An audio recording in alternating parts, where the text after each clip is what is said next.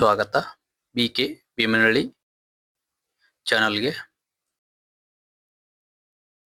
ನಿಮ್ಮ ಮೊಬೈಲ್ನಲ್ಲೇ ಆಧಾರ್ ಕಾರ್ಡ್ ಯಾವ ತರ ಡೌನ್ಲೋಡ್ ಮಾಡ್ಕೋಬಹುದಪ್ಪ ಅನ್ನೋದು ನೋಡೋಣ ಬನ್ನಿ.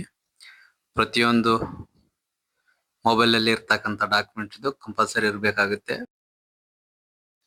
ತೋರಿಸುವಂತ ಡಾಕ್ಯುಮೆಂಟ್ಸ್ ಆಗಿರುತ್ತೆ. ಹಾಗಾಗಿ ನಿಮ್ಮ ಮೊಬೈಲ್ ಮುಖಾಂತರ ಯಾವ ತರ ಡೌನ್ಲೋಡ್ ಮಾಡ್ಕೋಬಹುದಪ್ಪ ಅನ್ನೋದು ನೋಡೋಣ ಬನ್ನಿ. ಡೌನ್ಲೋಡ್ ಮಾಡ್ಬೇಕಂದ್ರೆ ಯಾವ ತರ ಮಾಡಬಹುದಪ್ಪ ಅನ್ನೋದು ನೋಡೋಣ ಬನ್ನಿ.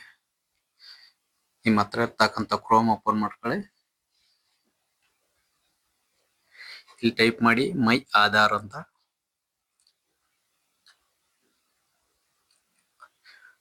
ಮೈ ಆಧಾರ್ ಲಾಗಿನ್ ಇದೆಯಲ್ಲ, ಇಲ್ಲಿ ಕ್ಲಿಕ್ ಮಾಡ್ಕೊಳ್ಳಿ.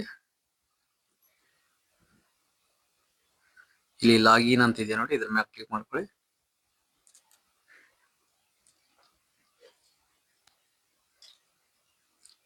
Enter Aadhaar number. ನಿಮ್ಮ ಹತ್ರ ಇರ್ತಕ್ಕಂಥ ಆಧಾರ್ ನಂಬರ್ ಯಾರು ಡೌನ್ಲೋಡ್ ಮಾಡ್ಕೋಬೇಕಂತ ಇದ್ರ ಅವ್ರದ್ದು ಆಧಾರ್ ನಂಬರ್ ಕಡೆ ಹಾಕಿ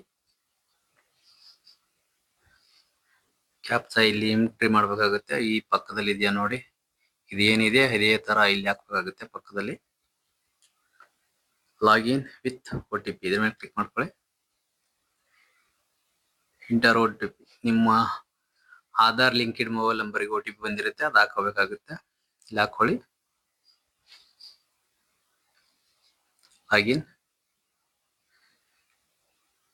ಡೌನ್ಲೋಡ್ ಮಾಡ್ಕೋಬಹುದಾಗಿರುತ್ತಾ.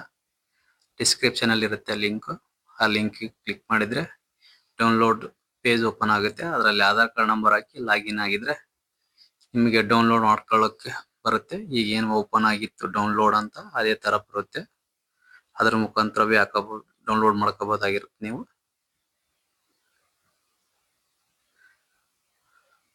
ಡೌನ್ಲೋಡ್ ಆಗಿದೆ ನೋಡಿ. Enter password.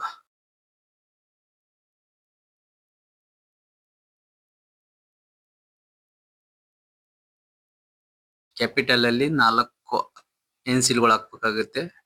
ಮತ್ತ ಯಾವ ವರ್ಷ ಹುಟ್ಟಿದ್ರಿ ಎಂಬುದ್ರ ಬಗ್ಗೆ ಇರುತ್ತಲ್ಲ, ಆ ಇಯರ್ ಹಾಕ್ಬೇಕಾಗುತ್ತೆ. ಇದು ಯಾವ ತರ ಹಾಕೋದು ಅನ್ನೋದು ಒಂದು ಡೆಮೋ ತೋರಿಸ್ತೀನಿ ಅದ್ರ ಕೆಳಗಡೆ. ಇದೇ ತರ ವಿಡಿಯೋಗಳಿಗಾಗಿ ನಮ್ಮ ಚಾನಲ್ ಸಬ್ಸ್ಕ್ರೈಬ್ ಮಾಡ್ಕೊಳ್ಳಿ. ವಿಡಿಯೋ ನೋಡಿದ್ದಕ್ಕಾಗಿ ಧನ್ಯವಾದಗಳು.